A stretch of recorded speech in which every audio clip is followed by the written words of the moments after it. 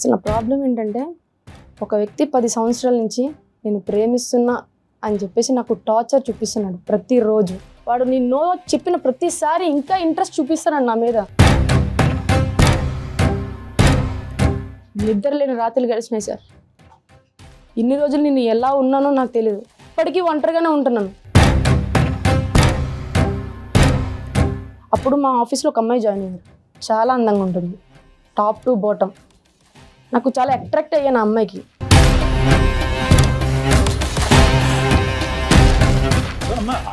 ఒక ఆడపిల్ల ఇంకో ఆడపిల్ల అందంగా తయారైందని అనుకోవటం విచిత్రం ఏమీ లేదు. నువ్వు ఎలా అట్రాక్ట్ అవుతున్నావు అనేది ఇక్కడ ప్రధానమైనటువంటి ఫీలింగ్. ఒక ఆడపిల్లనైనా నేను ఇంకో అమ్మాయికి అట్రాక్ట్ అవుతున్నాను, ఆమెతో ఉండాలి, ఆమె హక్ చేసుకోవాలి, ఆమెతో నా లవ్ ట్రాక్ నడపాలి అని అనిపిస్తుంది. 10 సంవత్సరాల నుంచి తిరుగుతున్నాడు వాడు. వాడికి ఏమని చెప్పాలి సార్? నాకు అసలు చెప్పుకోవడానికి అసలు మాటలే రావట్లేదు సార్. ఈ అమ్మాయికి నువ్వు 10 సంవత్సరాలు బట్టి వెంటబడుతున్నావు, కానీ ఆ అమ్మాయికి అటువంటి ఇంట్రెస్ట్ లేదని చెప్పి 100 సార్లు నానా రకాలుగా చెప్పి పోలీస్ స్టేషన్కి తప్ప అందరి ద్వారా నీకు చెప్పించడం జరిగినా కూడా నువ్వు అమ్మాయిని వదలట్లేదంట. అంటే బయట అబ్బాయిలాగా నార్మల్ గా ఏది ఒక నెల ఒక అమ్మాయిని లవ్ చేసినట్టు నేను లవ్ చేస్తే వదిలేవాడిని సార్. నాకు 14 సంవత్సరాలు ఉన్నప్పటి నుంచి ఆ అమ్మాయిని చూస్తున్నాను. ఆ అమ్మాయి బిహేవియర్ అన్ని తెలుసు. నేను అమ్మాయిని శారీరకంగా లవ్ చేసినట్టయితే అసలు నేను అమ్మాయిని ఎప్పుడు వదిలేసేవాడిని సార్.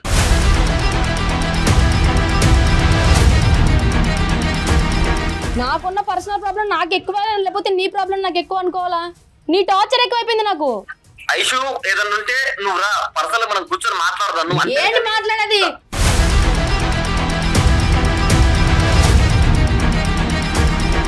నాకు నీ మీదనే కాదు, నీ చుట్టూ ఉన్న అబ్బాయిల మీద, నాకు ఎవ్వరి మీద కూడా ఎటువంటి ఫీలింగ్ లేదు. నాకు అబ్బాయిల మీదనే ఫీలింగ్ లేదు. ఐషు నేను నా చెవులో పూలు పెట్టుకుని ఏం లేదు, కామెడీ చేయకు సార్. ఒకటి సార్, మీరు ఏదైనా చేయండి సార్, కానీ నాకైతే న్యాయం చేయండి. నాకైతే ఆ అమ్మాయి కావాలి సార్. ఆ అమ్మాయిని ఖచ్చితంగా నేను పెళ్లి చేసుకోవాలి సార్.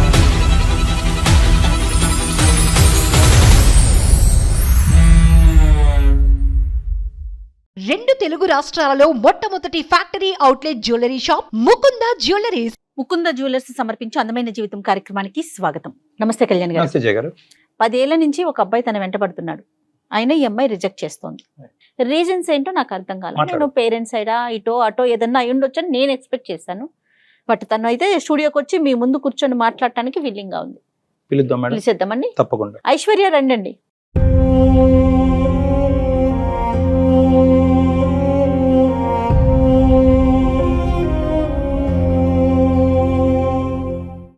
నమస్తే ఐశ్వర్య, ఎక్కడి నుంచి వచ్చారు? నేను ఖమ్మం నుంచి వచ్చానండి. ఓకే, నేను బ్రీఫ్గా మీరు పెట్టిన, అంటే మీరు ఏదైతే మాకు ఇన్ఫర్మేషన్ ఇచ్చారో అంతవరకే నేను చెప్పగలిగాను డాక్టర్ గారికి. మీరు స్టార్ట్ చేస్తే ఒకసారి ఆయన వింటారు. నా పేరు ఐశ్వర్య. నేను డిగ్రీ వరకు అక్కడే కంప్లీట్ చేశాను. జాబ్ వచ్చి హైదరాబాద్ ఐటీ సెక్టార్లో వర్క్ చేస్తున్నాను ప్రజెంట్. అసలు నా ప్రాబ్లం ఏంటంటే ఒక వ్యక్తి 10 సంవత్సరాల నుంచి నేను ప్రేమిస్తున్నా అని చెప్పేసి నాకు టార్చర్ చూపిస్తున్నాడు ప్రతిరోజు. నాకేమో అతనంటే ఇష్టం లేదు అసలు. నేను ఎంత చెప్పినా అర్థం చేసుకుంటలేదు. ఇంకెలా చెప్పాలి నాకు అర్థం కావట్లేదు. 10 years బట్టి ప్రేమ, కాలేజ్ నుంచి ప్రేమ, ఒకే ఊరు. రైట్. అయితే నేను తనకి ఎన్నిసార్లు ఏ విధంగా చెప్పినా తను అర్థం చేసుకుంటలేదు. ఏమంటాడు అంటే ఒక లవర్ ఏం చెయ్యాలో ప్రతిదీ చేసింది. అంటే ఇంప్రెస్ చేయడానికి గిఫ్ట్లు ఇవ్వడము, లేకపోతే మంచిగా బైక్లు వేసుకుని తిరగడము, మంచి డ్రెస్సింగ్ వేసుకోవడము, అలాగే ఎట్లా అంటే మా ఫ్రెండ్స్తో నాకు, అంటే వాళ్ళ ఫ్రెండ్స్తో నా ఫ్రెండ్స్తో రిక్వెస్ట్ పెట్టుకోవడము. నాకేమో తన మీద ఎట్లాంటి ఫీలింగే లేదు అసలు. అంటే తనంటే ఇష్టమే లేదు నాకు నీ మీద ఎట్లాంటి ఇష్టం లేదు, నాకు ఇంట్రెస్ట్ లేదు ఈ విషయం మీద అని ఎంత చెప్పినా అర్థం చేసుకుంటలేదు.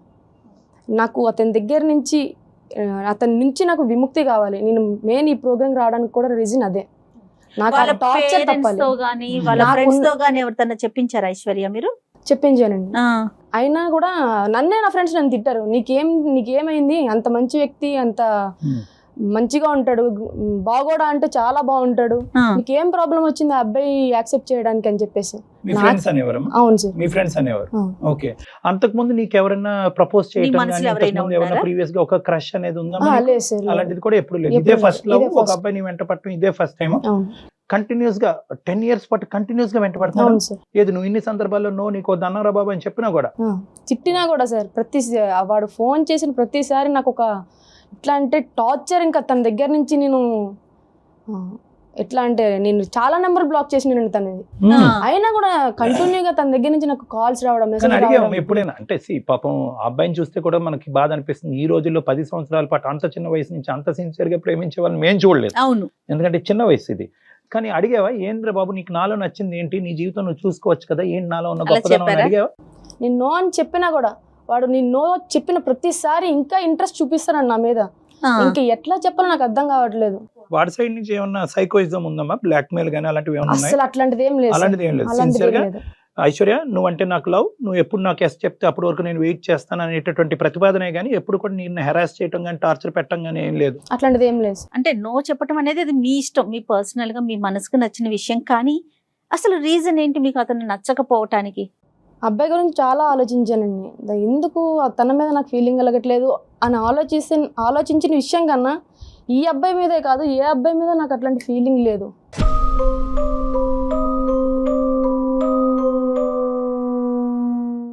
ఏ అబ్బాయిని నేను అట్లా ట్రీట్ చేయలేకపోయినా, ఎవరితో ఓపెన్గా మాట్లాడలేకపోయినాను.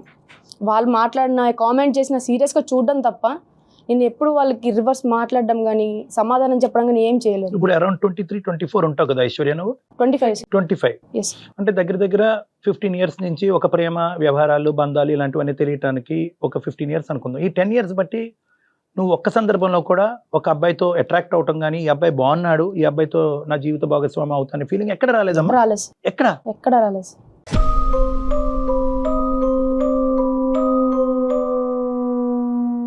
అంటే నేను ఈ అబ్బాయి విషయంలో ఇలా చేస్తానన్నా, లేకపోతే చెప్పినా కదా సార్, ఎవరి మీద నాకు అట్లాంటి ఫీలింగ్ రాలేదు, ఎక్కడా లేదు. ఒకవేళ నా దగ్గర నాలో ఏమైనా ప్రాబ్లం ఉందేమో అని ఒక రోజు నేను నైట్ నన్ను నేను క్వశ్చన్ చేసుకుంటున్నా, నన్ను నేను ప్రశ్నించుకున్న తర్వాత నేను ఎప్పుడైతే హైదరాబాద్ వచ్చి జాబ్ చేస్తున్నానో అప్పుడు మా ఆఫీస్లో ఒక అమ్మాయి జాయిన్ అయ్యారు. చాలా అందంగా ఉంటుంది, టాప్ టు బాటమ్. నాకు చాలా అట్రాక్ట్ అయ్యాను ఆ అమ్మాయికి. ఎందుకో తెలియదు, నాకు అమ్మాయి అంటే ఇంట్రెస్ట్ ఎక్కువ అయిపోయింది. తనతో మాట్లాడాలి, తన పక్కనే ఉండాలి ఇట్లా అనిపించింది. అప్పుడు అనుకున్నా ఇది కూడా తప్పే. అంటే ఇప్పుడు ఉన్న సొసైటీ విషయం తీసుకుంటే, సొసైటీ విషయంలో ఇప్పుడు నేను చేసే తప్పు ఇది కరెక్టా కాదా? నన్ను నేను అంటే ఎన్నో నిద్రలేని రాత్రులు గడిపినాను. నాకు అర్థం కాలేదు అసలు.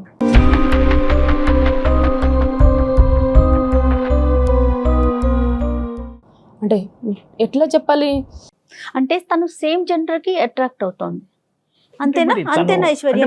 ఇప్పుడు అమ్మ ఒక ఆడపిల్ల ఇంకో ఆడపిల్ల అందంగా తయారైందని అనుకోవటం విచిత్రం ఏమీ లేదు. నువ్వు ఎలా అట్రాక్ట్ అవుతున్నావు అనేది ఇక్కడ ప్రధానమైనటువంటి ఫీలింగ్. అంటే ఇమోషనల్ గా, అంటే అందాన్ని పొగట్టము, అందాన్ని ఎప్రిషియేట్ చేయటం ఒక ఎత్తు అయితే కనుక, ఇమోషనల్ గా ఆడపిల్లకి కనెక్ట్ అవటం, ఆ అమ్మాయిని నీ పక్కన ఉండేటట్టుగా ఊహించుకోవటం, ఆ అమ్మాయి నా పార్ట్నర్ అవుతే బాగున్నట్టుగా ఊహించుకోవటం, ఆ లెవెల్కి వెళ్తుందని ఆలోచన అడుగుతుంది.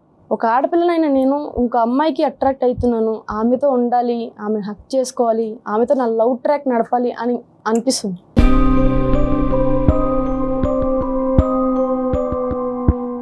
ఎందుకు అలా అనిపిస్తుంది అంటే అది నాలో ప్రాబ్లం. ఈ ఫీలింగ్ ఇది కరెక్టా కాదా అనేది నేను చాలా వెబ్సైట్స్ కానీ ఏమైనా ఉంటుంది అన్నిట్లోనే చెక్ చేసుకున్నాను సార్. చాలా మంది ఉన్నారు. ఈ అమ్మాయి గురించి చెప్పమ్మా. ఇప్పుడు నువ్వు అందంగా కనిపించినటువంటి ఈ అమ్మాయి దగ్గరికి వెళ్ళటం కానీ, మాట్లాడటం కానీ, నీ యొక్క భావాన్ని ఆవిడకి ఎక్స్ప్రెస్ చేసుకోవటం ఎప్పుడన్నా జరిగింది? అంటే నా వైపు నేను ఎంత చేయాలో అంత చేస్తున్నాను, వాళ్ళు ఎట్లా తీసుకుంటున్నారనే నాకు తెలియదు. కానీ నా ఫీలింగ్ అయితే నేను ఎక్స్ప్రెస్ చేయడం అయితే చేస్తున్నాను సార్. చేశారా? చేశాను సార్. ఏది ఈ అమ్మాయికి వెళ్ళి ఐ లైక్ యూ అన్నట్ట? అంటే యాజ్ ఎ ఫ్రెండ్గా ఐ లైక్ యూ అని చెప్పేసి తను కూడా చెప్పింది. నేనైతే నా ఫీలింగ్ నేను ఎలా చెప్పాలో అలాగే చెప్పాను. తను కూడా I like you as a friend అని అందా? అవును సార్. దానికి మించి ఆలోచన మీకు ఉంది అన్నది తనకు తెలియదు, మీరు ఎక్స్ప్రెస్ చేయలేదు. ఇంకా ఎక్స్ప్రెస్ అది ఫ్రెండ్షిప్ కాదు, అది రిలేషన్షిప్ వరకు మీరు ఊహించుకుంటున్నారని మీ లోపల ఉన్న భావం. అవును సార్. ఇప్పుడు చిన్నప్పటి నుంచి నువ్వు ఎదిగినటువంటి, చిన్నప్పటి నుంచి పెద్ద మనిషి అయ్యి అలా పెరిగినప్పటి నుంచి కొన్ని పర్సనల్ క్వశ్చన్స్ ఇస్తుంటే చెప్పు, కష్టమైతే నో చెప్పు, నో ప్రాబ్లం. చెప్తాను సార్. అప్పుడు నిన్ను నువ్వు ఎలా ఊహించుకునేదానివి? నీ నీ నీ నీ రూపురేఖలు కానీ, లేదంటే నీ యొక్క ప్రైవేట్ పార్ట్స్ కానీ ఇవి చూసుకున్నప్పుడు మీకు అది కన్వీనియంట్గా అనిపించేదా, అన్కంఫర్టబుల్గా అనిపించేదా? స్నానం చేసినప్పుడు కానీ, అద్దంలో చూసుకున్నప్పుడు కానీ? అంటే నాకు ఎవరైనా మంచిగా అబ్బాయి ఒక క్లాసీ డ్రెస్ వేసుకుంటే ఆ డ్రెస్ నేను వేసుకోవాలి. చిన్నప్పుడు ఒక 8 years ఉన్నప్పుడు నా కటింగ్ కూడా నార్మల్గా బేబీ కటింగ్ అట్లా ఉండేది సార్ అబ్బాయి లాగా. ఆ గెటప్ అట్లా వేసుకొని ఇవ్వడం, అంటే ఇంట్లో మా బ్రదర్ అలాగా ఉండేవాడు, తన బట్టలు వేసుకుని అట్లా చూసుకోవడం అద్దంలో. టాంబాయ్ అంటారు కదా, అలా ఉండాలని అనిపించేది. కానీ తల్లిదండ్రులు ఏమనేవారమ్మా, అలా వద్దు, ఆ డ్రెస్ ఏంటి తీసి అబ్బాయి డ్రెస్, తిట్టేవారు, కొట్టేవారు కూడా. కొట్టేవారు, అబ్బాయి లాగా వేసుకున్నావు, అమ్మాయి అయింది అది ఇది అని చెప్పేసి. కానీ నాకు ఇష్టం, వాళ్ళు ఉన్నప్పుడు కూడా నేను ఇంకా ఆ పద్ధతిని మార్చుకోలేదు సార్. నేనైతే అట్లా నాకు ఇష్టమైనప్పుడల్లా వేసుకోవడము. నేను స్టడీస్ అయిపోగానేనండి, ఎప్పుడైతే ప్రొఫెషనల్ ఫీల్డ్కి అడుగు పెట్టానో అప్పుడు నా గెటప్ మొత్తం నేను చేంజ్ చేసుకున్నా. ఒక అబ్బాయి లాగా, అబ్బాయి యాజ్ ఏ అబ్బాయి ఎట్లా ఉంటాడో నేను నా గెటప్ని అట్లా చేంజ్ చేసుకున్నాను. మీ ఫీలింగ్స్ చెప్పారా ఇంట్లో? చెప్పానండి, మా అమ్మగారికి చెప్పాను. ఏం చెప్పారు? వాళ్ళు ఎప్పుడు వెళ్ళినా ఏదైనా హాలిడేస్కి వెళ్ళి ఏదైనా పండగ ఇయర్లీ వన్స్ కూడా ఒక్కొక్కసారి వెళ్ళానండి. నేను ఇయర్లీ ఒకసారి వెళ్ళాను. అప్పుడు పెళ్లి టాపిక్ తీసుకొచ్చారనమాట. ఒక అబ్బాయి ఉన్నారు, ఇట్లా సంబంధం వచ్చింది, చేసుకో అని చెప్పేసి. అని నేను అన్నా. అప్పుడు నాకు పెళ్లి చేసుకునే ఆలోచన అయితే లేదు, అబ్బాయిని చేసుకునే ఆలోచన అస్సలు లేదు. నాకు ఎందుకు అమ్మాయి అంటే ఇష్టం అని చెప్పేసి చెప్తే, పిచ్చి పట్టిందా నీకేమైనా పిచ్చిదానిలా మాట్లాడుతున్నావు అని చెప్పేసి కొట్టిపడేశారు అన్నమాట. నా ఫీలింగ్ నేను ఎక్స్ప్రెస్ చేస్తుంటే అర్థం చేసుకునే సిచ్యువేషన్లో వాళ్ళు లేరు.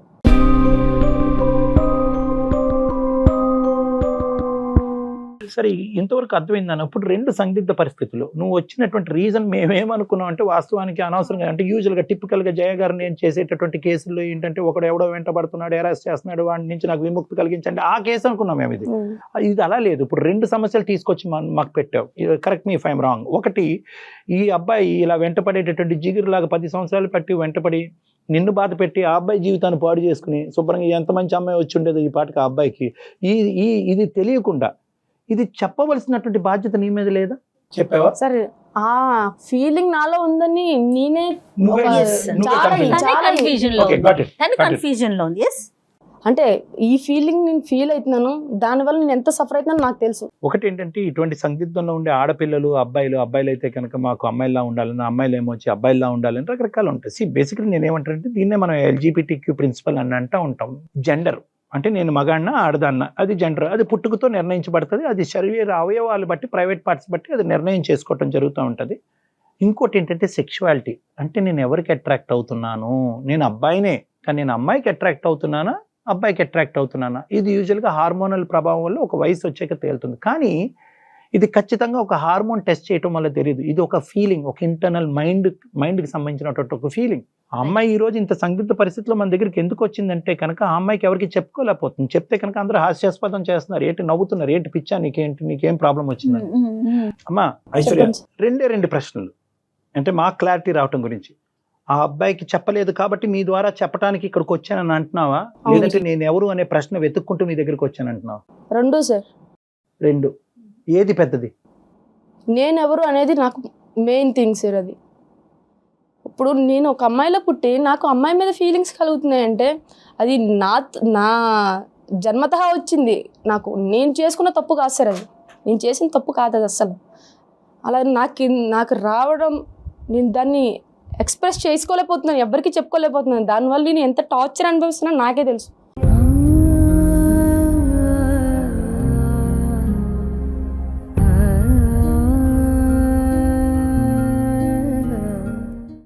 నిద్ర లేని రాత్రులు గడిచినాయి సార్.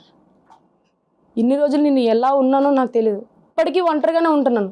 ఎవరితో మాట్లాడితే నేను ఎక్కడ ఎలా ఓపెన్ అయిపోతానో, వాళ్ళు నన్ను ఎలా ట్రీట్ చేశారో నాకు తెలియదు. నా ఫ్యామిలీ నన్ను ఒక రకంగా ట్రీట్ చేస్తున్నారు.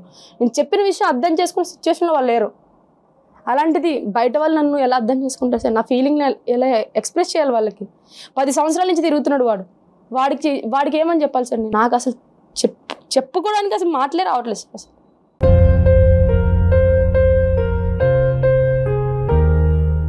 నాకున్నది 2 మీరు అడిగినట్టు 2 ఉన్నాయి సార్. నాకు వాడి దగ్గర నుంచి విముక్తి కావాలి. ఇంకోటి నేనేంటి అనేది నాకు క్లారిటీ కావాలి. దానికోసమే నేను ఈ ప్రోగ్రామ్కి వచ్చాను. వాడి దగ్గర నుంచి విముక్తి పెద్ద కష్టం కాదమ్మా. ఈ బ్రేకింగ్ న్యూస్ చెప్తే 2 నిమిషాల్లో చట్టబట్ట వేసుకుని పారిపోతాడు వాడు, అదైతే క్లియర్. అందుగురించే మాకు అనిపించేది ఏంటంటే, వాడిని అనవసరంగా ట్రబుల్ చేసామేమో అని అనిపిస్తుంది. నా బాధ నేను చెప్తున్నాను, నా కడుపులో బాధ. నువ్వు చెప్పుకోలేకపోవటం అనేటటువంటిది వేరే విషయం, ఎందుకు చెప్పుకోలేకపోయినది వేరే. వాడికి ఎప్పుడైతే కనుక బాబు నువ్వని కాదు కదా, నాకు ఏ మగాడితో అట్రాక్షన్ లేదు, నా పరిస్థితి ఇది అని చెప్పుంటే వాడు వెళ్ళిపోతాడు. వాడు ఏమనుకుంటున్నాడు అనేది ఒకసారి నువ్వు ఫోన్ కలుపుది కానీ కావాలంటే మేము మాట్లాడతాం. అది నెంబర్ 1. నెంబర్ 2, నీ ఇష్యూ అంటావమ్మా, అది బయలాజికల్గా లోపల నుంచి వచ్చేటటువంటి ఒక మార్పు. ఇందాక నువ్వు జన్మ తరహా అన్నావు చూడు, పుట్టుకతో వచ్చినటువంటి ఒక వ్యవహారం, ఒక హార్మోనల్ ప్రభావం, ఒక బయలాజికల్ నీడ్ అనేటటువంటి సంస్థలో మనం లేము ఈరోజు. కాబట్టి అది కొద్దిగా కాంప్లెక్స్, కాబట్టి దానికి ఏం చేయాలి అనే తర్వాత మాట్లాడదాం. ఫస్ట్ ఉదయ్తో మనం మాట్లాడి అతన్ని సందిగ్ధ పరిస్థితుల్లోంచి బయట వేద్దామా అనే దాని గురించి నువ్వు ఒక్కసారి ఆలోచించుకో. ఉదయ్తో కలుపుదామా ఫోన్, ఉదయ్తో మాట్లాడదాం. కలుపుదాం సార్. ఎక్కడున్నాడు ఇప్పుడు అబ్బాయి? ఖమ్మంలోనే ఉన్నాడు సార్. మరి కాల్ చేద్దామా అతనికి? కాల్ చేయండి అమ్మా, కలపండి.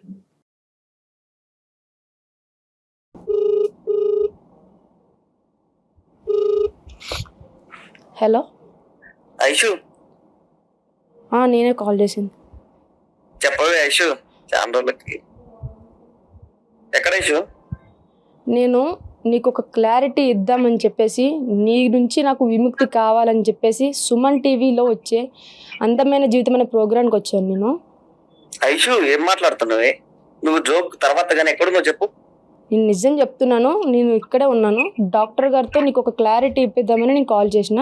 డాక్టర్ గారు ఉన్నారు, ఒకసారి డాక్టర్ గారితో మాట్లాడు. ఐషు ఐషు ఐషు, హలో బాబు, ఎవరు పేరు? ఉదయ్. ఉదయ్ సార్. సార్ ఉదయం సార్, చెప్పండి సార్. ఎవరు? తమ్ముడు, good morning. Good morning. Good morning sir. ఎవరు? ఏంటి సంగతిలో? చెప్పాలండి, మీరు ఎవరు ఇంతకి? నేను ఒక డాక్టర్ని, నా పక్కన జయ గారు ఉన్నారు, ఒక సీనియర్ యాంకర్ గారు. మేము అందమైన జీవితం అనే కార్యక్రమం నుంచి మాట్లాడుతున్నాము. సార్ నిజమేనా సార్, లేకపోతే అమ్మాయి ఏమన్నా జోక్? లేదు అమ్మాయి జోక్ వేసినా మాకు అంత ఓపిక లేదులే కానీ. సార్ చెప్పండి సార్. ఇప్పుడు మేము ఒక పని మీద చేసాం నీకు, ఓకే? పని ఇంపార్టెంట్, నేను ఎవరు అన్నది కాదు సార్. చెప్పండి. సో కొద్దిగా సీరియస్ గా ఒక 2 నిమిషాలు ఫ్రీగానే ఉన్నావా? చెప్పండి సార్, ఫ్రీగానే ఉన్నా. ఈ అమ్మాయికి నువ్వు 10 సంవత్సరాలు బట్టి వెంటబడుతున్నావు, కానీ ఆ అమ్మాయికి అటువంటి ఇంట్రెస్ట్ లేదని చెప్పి 100 సార్లు నానా రకాలుగా చెప్పి పోలీస్ స్టేషన్ కి తప్ప అందరి ద్వారా నీకు చెప్పించడం జరిగినా కూడా నువ్వు అమ్మాయిని వదలట్లేదంట. ఏంటి నేను అమ్మాయిని అంటే బయట అబ్బాయిలాగా నార్మల్ గా ఏది ఒక నెల ఒక అమ్మాయిని లవ్ చేసినట్టు నేను లవ్ చేస్తే వదిలేవాడిని సార్. 14 సంవత్సరాల నుంచి సార్. 14 అంటే నాకు 14 సంవత్సరాలు ఉన్నప్పటి నుంచి ఆ అమ్మాయిని చూస్తున్నాను.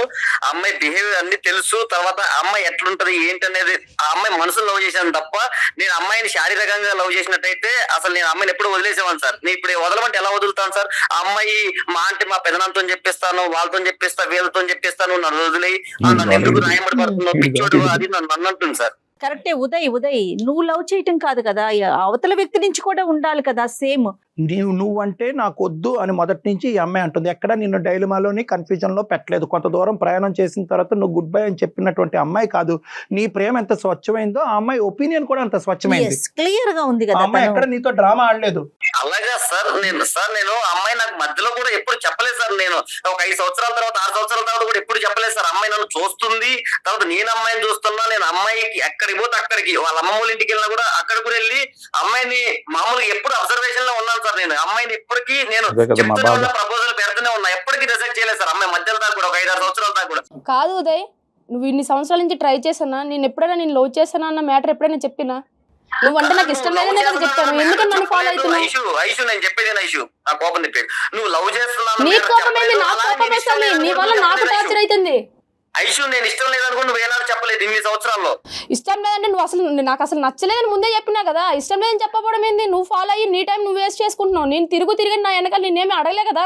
ఐషు ఒకటి గుర్తుంచుకో ఐషు, ఇప్పుడు నేను పెళ్లి చేయాలంటే మా ఇంట్లో ఎప్పుడో పెళ్లి చేసేవాళ్ళే నాకు. చేసుకోపో, కానీ నేను నిన్ను నమ్ముకొని ఐషు ఎప్పటికైనా నాకు భర్తను ఒక కాన్ఫిడెన్స్ తో నీ అమ్మ తిరిగిన ఖచ్చితంగా ఈ అమ్మాయి కావాలనుకున్నాడు. నీకు తెలియదు ఐషు, మన క్లాస్మేట్స్ ఎంత ఎమ్మడి పడే వాళ్ళ ఎమ్మటి ఎల్లు వాళ్ళతో ట్రై చేసుకో. అయితే మరి నన్ను వదిలేయమని చెప్తున్నా కదా నీకు. 10 సంవత్సరాలు నీతో నేను తిరుగుతాను ఐషు. నాకు లేదని చెప్పినప్పుడు నువ్వు వదిలేయాలి కదా. ఎందుకలా నన్ను టార్చర్ చేస్తాను? నీ బాధ ఎక్కువైపోయింది. నా పర్సనల్ నాకు 190 ఉన్నాయి బాధలు. లేదన్న మాట నువ్వు నాకు ఎప్పుడు చెప్పలేదు. నువ్వెందుకు నా ఎంట తిరుగుతున్నావు ఏ రోజు కూడా అనలేదు మేడం. ఏమ్మా చెప్పలేదా? నాకు ఇష్టం లేదని చెప్పడం అంటే అదే కదా సార్ అర్థం. దాన్ని వేరే ఎలా తీసుకుంటారు నాకు అర్థం కావట్లేదు. కాదు ఉదయ్, ఇక్కడ ఎలా అనిపిస్తుంది అంటే కనుక ఆ అమ్మాయి నిన్ను దూరం తోసే కొద్దీ నువ్వు దగ్గర అవడానికి ప్రయత్నం చేస్తున్నట్టు అనిపిస్తుంది. ఈ అమ్మాయి సార్, ఇంకొకటి ఈ అమ్మాయిలో నాకు బాగా నచ్చేది ఏంటంటే సార్, నేను ఇప్పుడు ఈ అమ్మాయికి లైన్ వేస్తున్నాను సార్. ఈ అమ్మాయి పర్లేదు, ఈ అమ్మాయి పడుకున్నా కూడా మళ్ళీ అర్థం చెప్పి ఈ అమ్మాయి ఏ ర్యాప్ అయితే తిరగదు. నీ ప్రేమ చాలా స్వచ్ఛమైంది, సిన్సియర్ అయినటువంటిది. కానీ ఇక్కడ ఉండేటటువంటి సమస్యలో ఇంకొక యాంగిల్ కూడా ఉంది. ఆ అమ్మాయి ఇప్పుడు వచ్చి నీకు చెప్పలేదు, చెప్పలేకపోయింది ఆ అమ్మాయి. ఇప్పుడు ఆ యాంగిల్ గురించి ఇప్పుడు ఆ అమ్మాయిని మేము చెప్పమంటాం. అది విన్న తర్వాత నువ్వేమంటావో ఒకసారి ఆలోచించుకో. అరే ఏం మాట్లాడుతున్నావురా? నాకున్న పర్సనల్ ప్రాబ్లం నాకు ఎక్కువ, లేకపోతే నీ ప్రాబ్లం నాకు ఎక్కువ అనుకోవాలా? నీ టార్చర్ ఎక్కువైపోయింది. నాకు నీ నుంచి విముక్తి కావాలని చెప్పేసి నేను ఈ ప్రోగ్రామ్కి వచ్చింది. ఐషు ఏదన్నా ఉంటే నువ్వు రా, పర్సనల్ మనం కూర్చొని మాట్లాడదాం. ఏంటి మాట్లాడేది? నాకు అసలు నిన్ను చూడాలంటేనే చిరాకు వస్తుంది నువ్వు చేసిన ప్రవర్తనకి. నేను ముందు నుంచే చెప్తున్నా నాకు నచ్చలేదు, నాకు వద్దని చెప్తున్నప్పుడు నీ పని నువ్వు చూసుకో. ఎందుకలా నాకు టార్చర్ చేసిన ప్రతి రోజు ఫోన్లు కాళ్ళు మెసేజ్లు ఏంటి అన్ని నాకు? ఒకసారి డాక్టర్ గారికి ఏంటి ఇష్యూ? లేదా నేను ఇక్కడే ఉన్నావు, అందరూ స్పీకర్ లోనే ఉన్నావు, కానీ ఉదయ్ ఒక్క నిమిషం ఆగు. సార్ ఒకటి సార్, మీరు ఏదైనా చేయండి సార్, కానీ నాకైతే న్యాయం చేయండి. నాకైతే ఆ అమ్మాయి కావాలి సార్, ఆ అమ్మాయిని ఖచ్చితంగా నేను పెళ్లి చేసుకోవాలి సార్. నువ్వు ఎక్కడ దొరికే బాబు? నువ్వు అది కాదు, నువ్వు ఒక మాట అమ్మాయి అంది ఇక్కడ, ఏంటి నీ పర్సనల్ ప్రాబ్లం, నీ పర్సనల్ ప్రాబ్లం నా పర్సనల్ ప్రాబ్లం కూడా అన్నట్టు అడగాలి. ఫస్ట్ అడుగు ఆ మాట, ఏంటి తన పర్సనల్ ప్రాబ్లం అని అడుగు. అది తెలుసుకో ముందు. సార్ దానికి నేను అగ్రీ సార్. ఐషు చెప్పు, నీ పర్సనల్ ప్రాబ్లం ఏంటో చెప్పు ఐషు. ఇద్దరు సొల్యూషన్ అంటే నేను కూడా ఖచ్చితంగా ఇద్దరం కలిసే చేద్దాం ఐషు. నీకు ఆ క్లారిటీ ఇవ్వడానికి నేను ఈ ప్రోగ్రామ్కి వచ్చాను. అసలు నా పర్సనల్ ప్రాబ్లం ఏంటి అంటే, నాకు నీ మీదనే కాదు నీ చుట్టూ ఉన్న అబ్బాయిల మీద, నాకు ఎవ్వరి మీద కూడా ఎటువంటి ఫీలింగ్ లేదు. నాకు అబ్బాయిల మీదనే ఫీలింగ్ లేదు.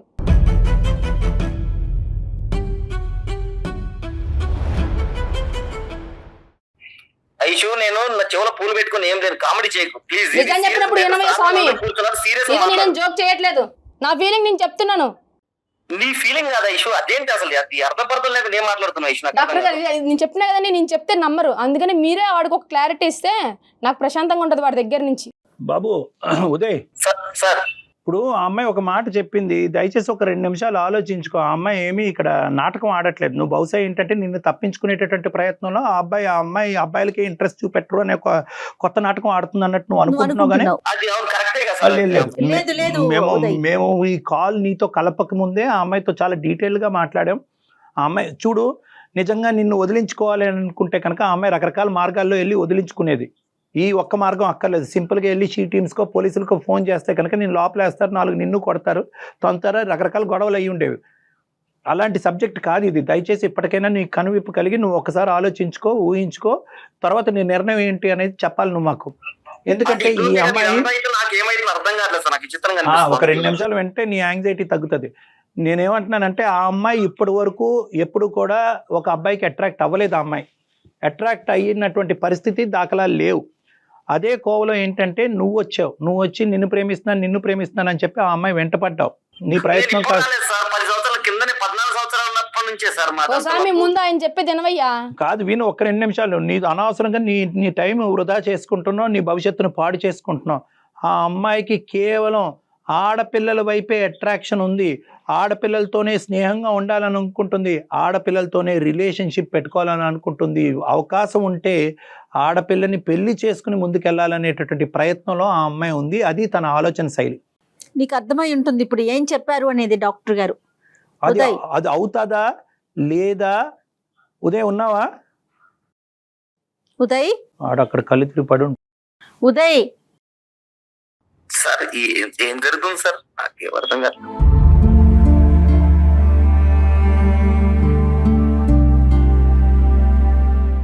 ఇది నిజం, ఇది వాస్తవం. ఇది నీకు వినటానికి ఇంత కష్టంగా అనిపించినప్పుడు ఆ అమ్మాయి ఫస్ట్ టైం తన లైఫ్లో ఇది రియలైజ్ అయ్యి ఇందులోంచి నేను ఎలా గట్టెక్కాలి, నేను ఎవరిని అనేటటువంటి రకరకాల ప్రశ్నలు వెతుక్కుంటూ ఈరోజు మా ఎదురుగుంటూ కూర్చుని ఈ సందిగ్ధ పరిస్థితుల్లో మీరు ఒక సమస్యకి పరిష్కారం చెప్పకపోతే కనుక నేను సూసైడ్ చేసుకుంటాను, కానీ దానికంటే ముందు నా వెంట పడేటటువంటి ఈ అబ్బాయికి అసలైనటువంటి వాస్తవాలు మీ ద్వారా తేల్చుకుని అతని దగ్గర నుంచి నేను దూరం పడితే కనుక ఆ తర్వాత నా సంగతి ఏంటో తేల్చండి అని చెప్తుంది అనమాట. అది ఈ రోజు ఉన్న పరిస్థితి. అందుకు నేను మీకు కాల్ చేశాం. నీకేం అర్థం కాదు, చాలా టైం పడుతుంది, కాసేపు కూర్చొని ఆలోచించుకో. ఇది వాస్తవం, ఇది నిజం. ఇప్పుడు తనొక్కటి చెప్తే మిమ్మల్ని అవాయిడ్ చేస్తుంది అనుకోవచ్చు. త్రూ ఛానల్ ద్వారా, మా ద్వారా, డాక్టర్ గారి ద్వారా చెప్పిస్తోంది. ఎందుకంటే నువ్వు అర్థం చేసుకొని నీ జీవితం నువ్వు ముందుకు వెళ్ళాలనే ఒక ఉద్దేశంతోనే తను ఈ రోజు రివీల్ చేసింది. ఇప్పటి వరకు ఎక్కడ రివీల్ చేయని విషయాన్ని ఇప్పుడు రివీల్ చేసింది. బాబు నువ్వు 10 సంవత్సరాల నుంచి లవ్ చేసావు అంటున్నా. 10 సంవత్సరాల నుంచి నా గురించి నీకు ఏం తెలుసు చెప్పు? ఏం తెలుసుకున్నావు చెప్పు నా గురించి? వద్దులే మా అమ్మ. ఐషు ఒక్క నిమిషం. ఇప్పుడు వరకు మాట్లాడింది ఒక పద్ధతి, ఇప్పుడు అబ్బాయి పరిస్థితి కూడా దయచేసి అర్థం చేసుకో. మన అందరం ఇలాగా చెప్తుండే ఎక్కడ అర్థం చేసుకుంటున్నాడు.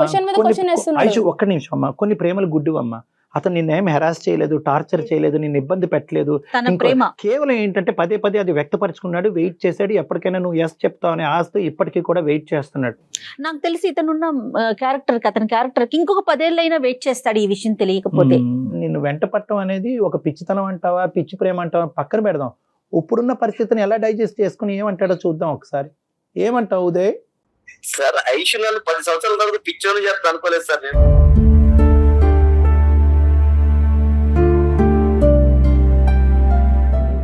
కాదు, ప్రేమించావు నాన్న, కాదనట్లేదు. ఇప్పుడు ఏం చేద్దాం చెప్పు. నేను కూడా ఐషు తెలుసు సార్, నేను చాలా పాజిటివ్ వేస్ లోనే వెళ్తాను సార్. పాజిటివ్ గా ఉంటాను నేను ఐషు విషయంలో, కానీ ఎక్కడ ఏ విషయంలో పాజిటివ్ ఉంటాను. కానీ ఇంత నెగిటివ్ మ్యాటర్ నాకు ఇంత లేట్ చెప్పడం వల్ల నేను చాలా కోలుకోలేకపోతున్నాను సార్. నువ్వు విన్నది నిజమే, దీని గురించి ప్రత్యేకమైన విశ్లేషణ అక్కర్లేదు. ఐషు కోసం 10 సంవత్సరాలు వెయిట్ చేశాను సార్. వెయిట్ చేసిన తర్వాత డైరెక్ట్ ఇలా బాంబు పేల్చినట్టు నాకు ఇలా సడన్ గుండె పోయిన మాట చెప్పేశాను. నువ్వు ఇష్టం లేదు ఉదయ్, నేను ఏరే అబ్బాయిని పెళ్లి చేసుకుంటానంటే నేను ఒప్పుకోపోతుంది సార్. లేదు ఉదయ్, మా ఇంట్లో వాళ్ళ సంబంధం చూసిన అబ్బాయిని పెళ్లి చేసుకుంటానంటే ఒప్పుకోపోతుంది సార్. ఇదేంటి సార్ విచిత్రంగా, నేను ఇంకొక అమ్మాయిని పెళ్లి చేసుకుంటా అంటే నేను ఒప్పుకోకపోవడానికి ఏముంది సార్ ఇక్కడ, నాకేం అర్థం కావట్లేదు. అది అందరికీ కన్ఫ్యూజన్. మీరే చెప్పండి సార్, నాకు మైండ్ పనిచేయట్లేదు, ఏం చేయాలో మీరే చెప్పండి సార్. ఉదయ్, ఇక్కడ ఏంటంటే నాన్న, ఇక్కడ మేము నీకు సానుభూతి చూపెట్టడం తప్ప ఏమీ చేయలేము నాన్న. I'm sorry. ఎందుకంటే నీకు చాలా దారులు కనిపించింది ఇందులోంచి బయటపడటానికి. చాలా రకరకాలుగా అమ్మాయి చెప్పింది, నువ్వు నాకు వద్దు అని చెప్పి అప్పుడే వెళ్ళిపోయి ఉంటే కనుక నీకంటూ ఇంకో మంచి అమ్మాయి దొరుకుండేది. ఉద్యోగరీత్యా ఒక ప్రయత్నం చేసి నీ జీవితంలో నువ్వు సెటిల్ అయ్యి ఉండేవాడు. వాల్యుబుల్, చాలా విలువైనటువంటి 10 years వేస్ట్ అయింది. అది నాకు చాలా బాధగా ఉంది. ఆ బాధ తప్ప నేను ఇంకేమీ చేయలేం. నువ్వు ఏదన్నా చేస్తే కనుక ప్లీజ్ ఆ అమ్మాయికి ఇంకో ముళ్ళులాగా నువ్వు ఉండకుండా నీ ప్రేమని ఒక మంచికే త్యాగం చేశాననేటటువంటి ఆలోచనతో, ఒక ఫ్రెండ్లీ విధానంతో ఆ అమ్మాయికి సపోర్ట్ చేసేటటువంటి విధంగా నువ్వు ముందుకు రావాలని నా విజ్ఞప్తి. ఖచ్చితంగా సార్. ఈ 10 సంవత్సరాలు నా టైం వేస్ట్ అయినా ఎలా అయినా నేను దాన్ని అన్నింటి పక్కన పెట్టి ఈ రోజు అమ్మాయి ఏదైతే చేయాలనుకుంటుందో దాన్ని ఖచ్చితంగా నేను సపోర్ట్ చేస్తాను సార్. ఈ అమ్మాయి కోరికలు ఎలాగున్నప్పుడు మనం ఏం చేయలేం సార్. ఖచ్చితంగా నేనైతే అమ్మాయికి సపోర్ట్ చేస్తాను సార్. ఐషు, నా సపోర్ట్ నీకు ఎప్పటికీ ఉంటుంది ఐషు. నేను సార్ వాళ్ళ ముందు చెప్తున్నా, మన తర్వాత నేను ఇబ్బంది పెట్టే ప్రసక్తి కూడా ఏది ఉంటుంది ఐషు. ఖచ్చితంగా సపోర్ట్ చేస్తాను. Thank you Uday, thank you so much.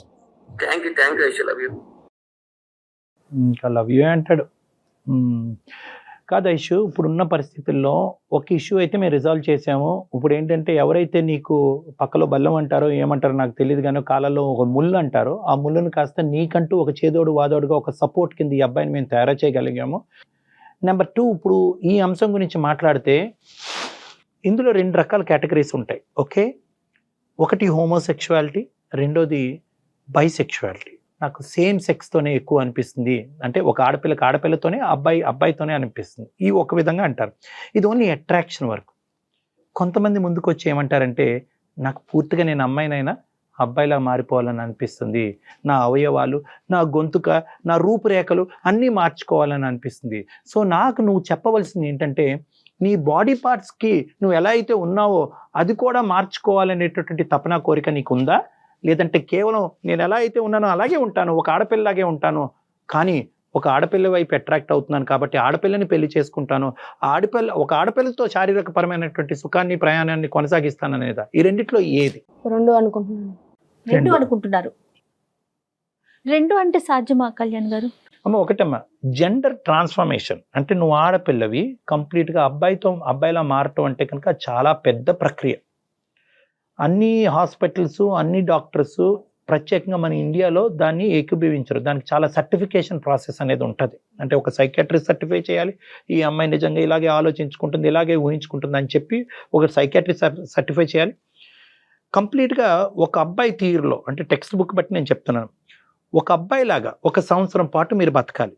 అంటే అబ్బాయి బట్టలు వేసుకుని, ఆ అబ్బాయి చేసేటటువంటి షాపింగ్లు చేస్తూ, ఒక అబ్బాయిలాగే ఉంటూ, ఈ విధంగా 1 సంవత్సరం పాటు ప్రయాణం చేసి ఒక అబ్బాయి పాత్రని మీరు పూర్తిగా ఎటువంటి మనోవేదన లేకుండా మీరు ఉండగలుగుతున్నారా లేదా అనేటటువంటిది మీరు నిరూపించుకోగలగాలి. అలా నిరూపించుకుంటే, ఎందుకంటే ఇటువంటి సమస్యల్లో ఏంటంటే అమ్మాయి కింద, అమ్మాయి అబ్బాయి కింద మారిపోవడం చాలా కష్టం అమ్మ. ఎందుకంటే ఒకసారి మారిన తర్వాత ఇదేంటి సార్ నన్ను అబ్బాయి కింద మార్చేశారు, నేను అమ్మాయి కిందే ఉంటే బాగుండేదేమో అనేటటువంటి తిరిగి ప్రశ్న అడిగితే కనుక అది రివర్సిబుల్. ఒకసారి డ్యామేజ్ అయిందంటే అంటే అది డ్యామేజ్, అంటే ఒక సర్జరీ అయిందంటే మళ్ళీ ఇర్రివర్సిబుల్. అది నువ్వు ఖచ్చితంగా బల్లగుద్ది ఒక మాట అంటున్నావు కాబట్టి ఇక్కడ ప్రధానంగా కావాల్సింది ఏంటంటే నీకు సపోర్ట్ సిస్టమ్ కావాలి, ఫ్యామిలీ సపోర్ట్ కావాలి. వాళ్ళకి అర్థమయ్యేలా చెప్పాలి సార్. ఎగ్జాక్ట్లీ, మీరే చెప్పాలి వాళ్ళకి అర్థమయ్యేలా. నాకు ఒకటి అనిపించిందమ్మా, ఫస్ట్ ఆఫ్ ఆల్ ఏంటంటే నేను నీతో మాట్లాడాలి, జెండర్ మార్చుకోవాలా లేదంటే ఒక వ్యక్తితో ప్రయాణం చేయాలా అనేటటువంటి 2 అంశాలు విడమర్చి మనం మాట్లాడుకుని కౌన్సిలింగ్ చేసిన తర్వాత మీ ఫ్యామిలీ మెంబర్స్ని మనం పిలుద్దాం. నా దగ్గర పిలిపించుకుంటాను నేను. పిలిపించుకుని ఇది ఎందుకంటే అంత ఈజీగా అమ్మ మీ అమ్మాయిని చేసుకుంటుందంట, మీ అమ్మాయి అబ్బాయిలా మారుతుందంటే కనుక వాళ్ళు చాలరే బాబు నీకు దండం పెడతావు ఏం చెప్తున్నా అంటారు. దీన్ని సైంటిఫిక్ బేసిస్ మీద వాళ్ళకి ఎక్స్ప్లెయిన్ చేయవలసినటువంటి అవసరం ఉంది. ఎందుకంటే కనుక ఆ జనరేషన్ వాళ్ళకి, ఈ జనరేషన్ కొద్దిగా పర్లేదు కానీ ఆ జనరేషన్ అంటే మీ తల్లిదండ్రుల జనరేషన్ వాళ్ళకి కొద్దిగా ఈ అంశం అర్థం అవటం, ఎంత సైంటిఫిక్గా ఎక్స్ప్లెయిన్ చేసినా కూడా ఇది కల్చర్ వర్సెస్ సైన్స్, ఈ రెండిట్ల మధ్యన జరిగేటటువంటి యుద్ధం కాబట్టి వాళ్ళకి విడమర్చి చెప్పేటటువంటి విధానం చాలా సున్నితంగా, నాజుగ్గా, సైంటిఫిక్ బేసిస్ మీద మాట్లాడవలసినటువంటి అవసరం ఉంటుంది. ఒకప్పుడు నువ్వు ఇదే పరిస్థితిలో కంటిన్యూ అవుతే కనుక నీ జీవితానికి ఎటువంటి పరిణామాలు వస్తాయి అనేటటువంటిది ఒక అంశము. రెండోది ఏంటంటే వాళ్ళ ఆడపిల్లని ఈ విధంగా చూడటం అనేటటువంటిది వాళ్ళ ఇష్టం ఒకటే కాదు, వాళ్ళు వెళ్ళి నలుగురు మధ్యన బతకాలి ఈ సమాజంలో, వాళ్ళ పరిస్థితి ఏంటి అనేటటువంటిది అది కూడా నేను అర్థం చేసుకుని మీ యూ వర్సెస్ దెమ్ అనేటటువంటిది బ్యాలెన్స్ చేసి మాట్లాడతాను. కానీ దానికంటే ఫస్ట్ స్టెప్ ఏంటంటే అసలు నువ్వు ఏ స్థాయిలో ఈ ఆలోచనలో లీనమయ్యో, ఏ స్థాయిలో మారాలి అని అనుకుంటున్నావు, ఏ స్థాయిలో ఒక ఆడపిల్లని పెళ్లి చేసుకుంటున్నావు అనేది ఫస్ట్ నా కౌన్సిలింగ్ ద్వారా మనం అసెస్మెంట్ చేసుకోవాలి. సో మనం పర్సనల్గా ఒకసారి కలుద్దాం తల్లి, ఓకేనా? దానికి అబ్బాయిని కూడా పిలుద్దాం, ఉదయ్ కూడా పిలుద్దాం. ఉదయ్ కూడా చిన్నప్పటి నుంచి నేను ఎలా చూశాడు, నీ ఆలోచన శైలి ఏంటి, ఎందుకంటే నిన్ను బాగా తెలిసినటువంటి ఒక వ్యక్తి ఈ రోజు ఫ్రెండ్లీగానే నీతో మూవ్ అయ్యి నీకు మోరల్ సపోర్ట్ ఇస్తాననే ఒక మంచి వ్యక్తి ఉన్నాడు కాబట్టి అతని సపోర్ట్ కూడా మనం ఇందులో తీసుకుందాం. ఓకేనా? ఆల్ ది బెస్ట్ అండి, ధైర్యంగా ఉండండి. నమస్తే. గుడ్ లక్ అమ్మా. Thank you so much Kalyan గారు. రైట్.